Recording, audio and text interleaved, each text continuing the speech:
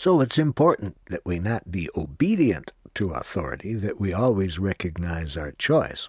But it's also important to recognize that rebellion is only halfway to being fully free. If we're rebelling against authority, we're still recognizing its power over us. When we're really conscious that we are free to choose in any situation, in any environment. I keep a picture in my office. It's actually a cartoon that helps me remember that no matter what structure we're within, we're free. It shows two prisoners in a prison cell strapped to the wall. It's obvious they've been in there a long time because they're both very thin. They both have long beards. And one turns to the other and says, "Now here's my plan." I like that cartoon to remind myself that no matter what structure I'm in, they may control the environment, but they can't control me. I'm free within any structure to choose what I want to do and why I want to do it. I want to be open to what the authorities have to say, but I want to be sure that I never give power to authority to limit my choices. Now, of course, when we are within those institutions and we exercise our freedom, we need to be aware that especially if it is an institution that uses punishment and rewards, that exercising our autonomy can be scary at times.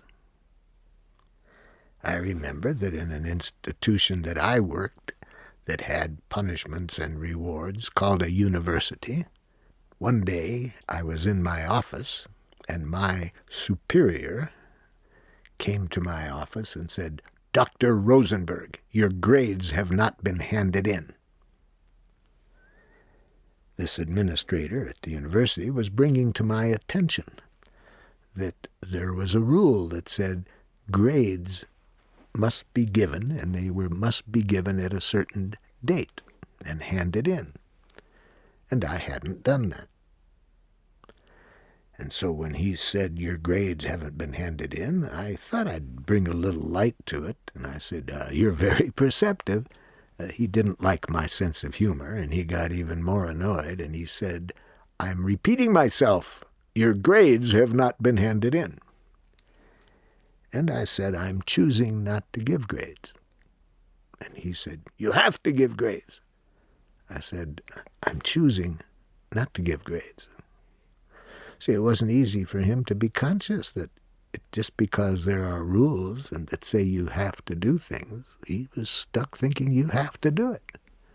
And I'm trying to tell him that for various reasons I'm choosing to do something else.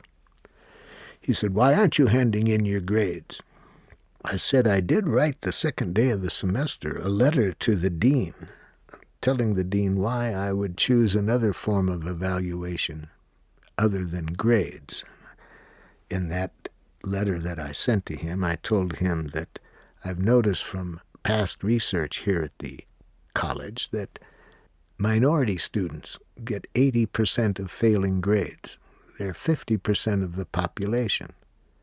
I would not want to participate in any evaluation system that discriminates on the basis of race, culture, level of income of parents. So that's one of the reasons. Another reason is I'm aware of research that shows that grades contain almost no reliability about what this person really knows. Two students can get the same grade from two different teachers in the same subject. You don't know that those students have learned the same thing or can do the same things. And also, grades lead students to learn to get rewards, the reward of grades. I only want my students to do things if they see how it's going to enrich their life. What I will do is give a very clear statement, measurable statement of what the students can do at the end of the semester that they weren't able to do at the beginning. I put all of that in a letter to the dean and said I'd be glad to talk about this if he had some concerns, but I haven't heard from him. But does that answer your question of why I'm choosing to do something else other than give grades. Now, of course, they could have fired me in that institution, which they did later, but not for that. It was another rule that I didn't follow to their satisfaction, and they chose to fire me. So you do have to be aware that within those institutions of the consequences of living in harmony with your own values. But what I'm saying now, I would hope that we help ourselves and others develop is a consciousness that no matter what the structure, that we not give away our values and succumb to what the structure tells us to do. That we have our own spirituality clear enough defined, and we know how to manifest it so we can sustain it regardless of what institution we are working in or what government is controlling us. Now, some of the groups that I work with find this much harder to accept than others. For example, I work with the military in a few countries, and military officers often react rather strongly when I suggest that people are always free to choose, and that in position of authority I would want to respect that right of people to choose, and that my experience has been that when they see that I respect their right, they are far more open to whatever I have to say that might be of value than if I use a language that implies they have no choice but to do what I tell them to do. And very often this is strongly disagreed with. They tell me that these people have no choice. They have to do what I tell them. And yet the same people will also ask me a while later, what do you do when you tell somebody to do things and they don't do it? So it's hard for people in those positions to become conscious that you can't control people. You can control the environment, but you cannot control people.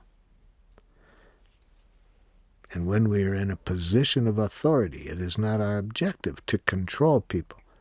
It is to offer people what we have to offer from our position of authority, but not to impose it.